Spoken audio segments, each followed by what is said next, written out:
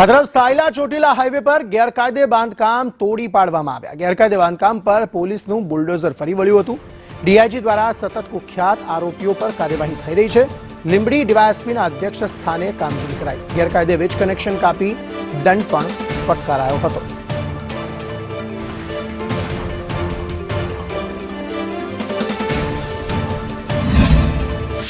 અત્યારે અમે ગઈકાલથી જે યાદી બનાવી છે એ મુજબથી ગઈકાલે રાત્રે 3 પોલીસ સ્ટેશન વિસ્તારમાં કોમ્બિંગ હાથ ધરવામાં આવેલું હતું।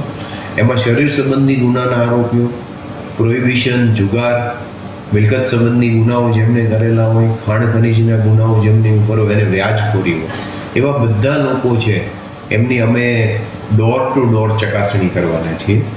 સાથે સાથે પ્રોહિબિટ બુટલેગર્સ છે એમની ઉપર એલસીબીની ટીમો છે એ રેડની કાર્યવાહી કરશે। આ ઉપરાંત પાસા અને તડીપારની કાર્યવાહી છે એ પણ ચાલુ થઈ ગયેલ છે કે જેમની વિરુદ્ધ 2 કે તેથી વધુ ગુનાઓ છે।